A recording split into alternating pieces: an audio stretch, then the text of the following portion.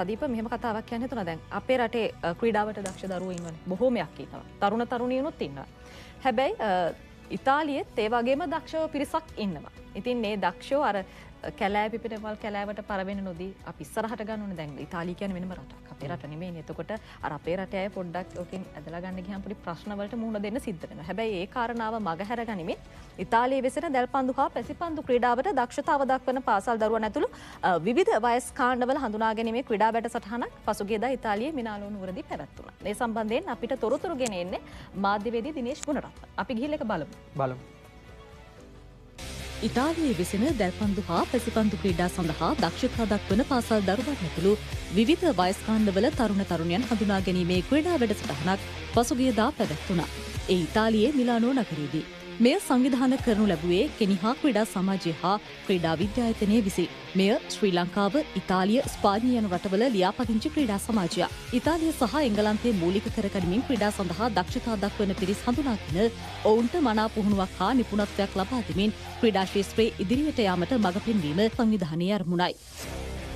එමගින් ක්‍රීඩා ක්ෂේත්‍රයේ ශ්‍රී ලංකා නාමය රටවල් අතර ඔසවා තැබීමට මෙම සංවිධානය මහත් කැපවීමෙන් ක්‍රියා කරනු ලබනවා. පසුගියදා පැවති දැල්පන්දු හා පැසිපන්දු තරඟ සඳහා ඉතාලිය පුරා වෙසෙන එම ක්‍රීඩාව සඳහා කුසලතා දක්වන දරුවන් හා තරුණ තරුණියන් රැසක් එක්ව සිටියා.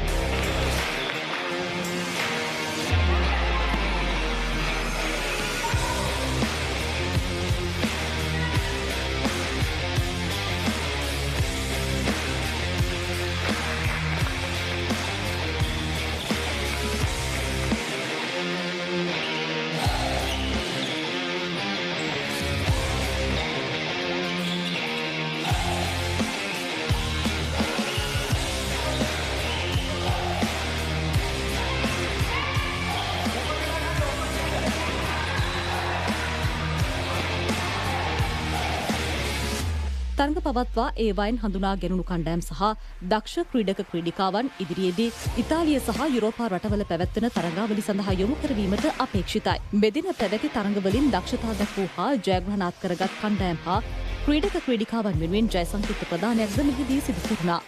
ක්‍රීඩා සමාජයේ ක්‍රීඩා සව 7ක් පැවැත්වෙනවා. දැල්පන්දු, පැසිපන්දු, අත්පන්දු, පාපන්දු, මල්ල ක්‍රීඩා සහ ඉලක්කයට වෙඩි තැබීම, දුනු යෙදීම. අපි මේ ක්‍රීඩක ක්‍රීඩිකාවන්ට හිටරට ඇවිල්ලා ඒගොල්ලෝගේ ක්‍රීඩා කුසලතාවයේ දියුණු කර ගැනීම සහ ඒ විශ්වාසය දිනා ගැනීම සඳහා තමයි මම ක්‍රීඩා ප්‍රවර්ධන වැඩ කටයුතු කරන්නේ.